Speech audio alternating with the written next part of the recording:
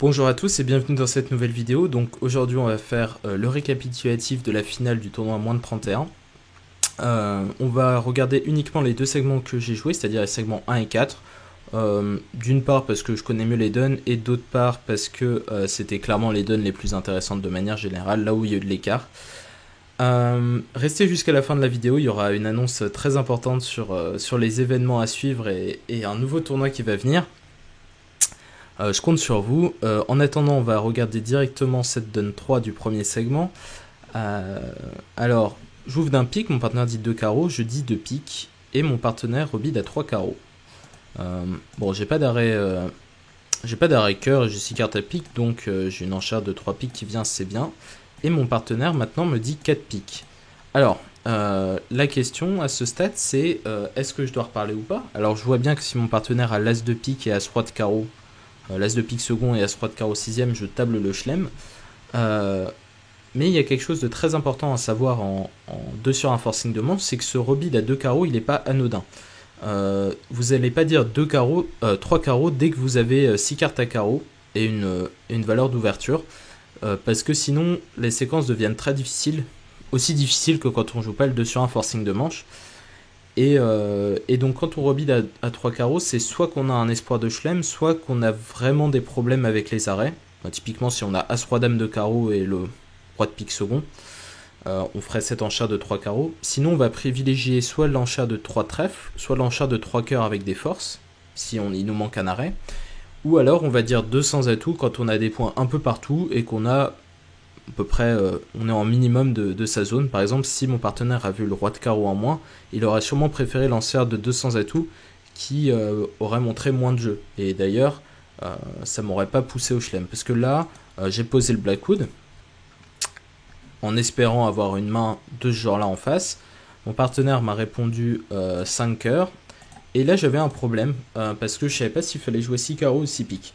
Alors, j'ai dit 6 pique pour 2 raisons. La première, c'est que je voulais pas qu'il y ait une mauvaise interprétation de l'enchère de 6 carreaux, genre qu'ils comprennent que ce soit une demande de contrôle du 3ème tour à carreau à la tout pique ou je sais pas quoi, donc ça j'avais pas envie. Et la deuxième chose, c'est que j'avais envie de protéger as dame de trèfle, je savais pas où ça tombait. D'ailleurs, si mon partenaire a le roi de trèfle en moins, c'est quand même mieux de jouer de ma main, même si c'est vrai qu'il y a toujours cette coupe carreau qui est embêtante à 6 piques, un mauvais partage des piques possibles. Bon, j'ai préféré simplifier la séquence et dire 6 piques, et ça nous a permis de gagner 12 points. Alors, il faut noter que si ça se passe 1 pique, 2 carreaux, 2 piques, 3 cœurs, ça ce serait dans le système français, puisqu'on peut pas rebider à 3 carreaux, ce sera non forcing. La séquence est beaucoup plus compliquée, et il paraît assez normal de dire 300 atouts en face avec as-dame de trèfle, donc de l'arrêt dans la 3ème couleur, et dans la dernière couleur, pardon, et dans ce cas-là, on trouve pas l'excellent contrat de 6 piques en 6 et 1, donc à mon avis, c'était une bonne séquence de la part de mon partenaire et moi sur cette dun, et c'était un coup de 10 bien mérité. Alors cette dun 10, c'était mon coup ridicule du tournoi, sans aucun doute. On a passé d'entrée à ma droite. Alors j'avais un 6-5 de 10 points, à mon avis trop distribué pour ne pas ouvrir, et j'ai choisi l'ouverture d'un pic, même si c'était envisageable de passer d'entrée ou d'ouvrir, enfin ouvrir de 2 piques, pique une mineure, à mon avis la main est beaucoup trop forte, donc j'ai choisi cette ouverture d'un pic, et des alternatives envisageables. Mon adversaire a dit 2 cœurs, mon partenaire a dit 3 cœurs, 4 atouts forcing de manche, l'adversaire a dit 4 cœurs, et maintenant j'avais une main sympathique, donc j'ai dit 4 piques libres. Bon, on n'avait pas vraiment discuté, mais j'espérais montrer une main agréable, plus que si j'avais passé ou contré.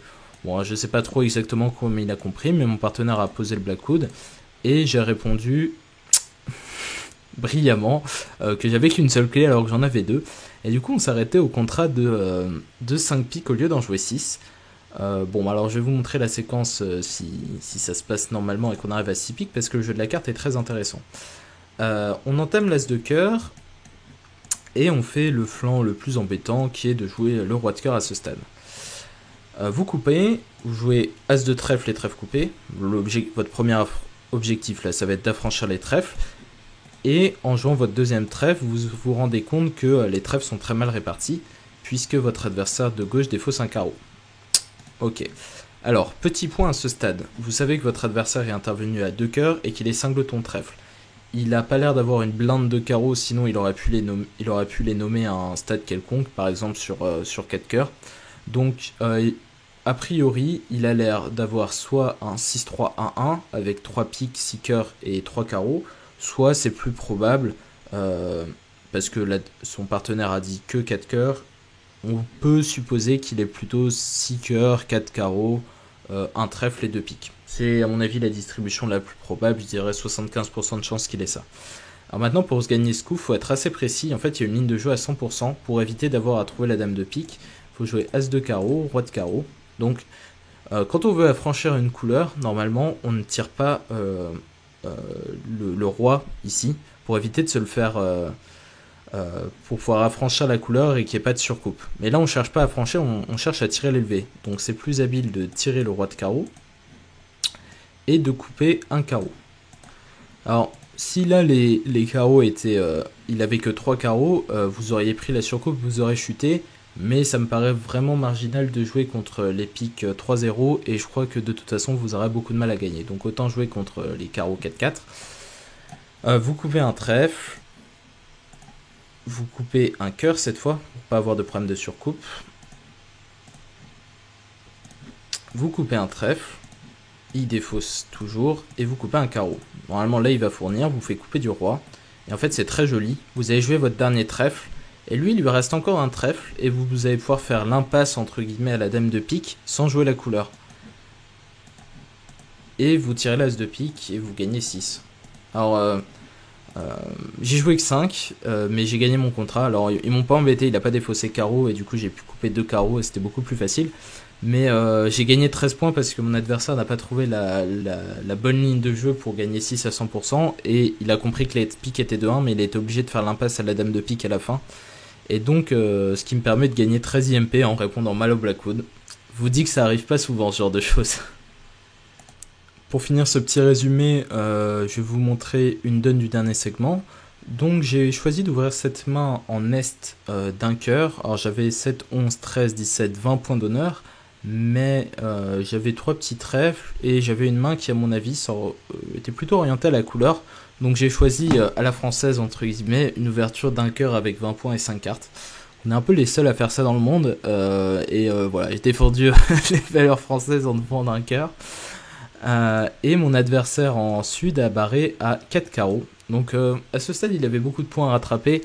Et bon, de toute façon c'est une enchère qui est pas mal franchement, vert contre rouge pour beaucoup gêner les adversaires. Le palier de 4 est vraiment très gênant, et cette donne va très bien illustrer pourquoi.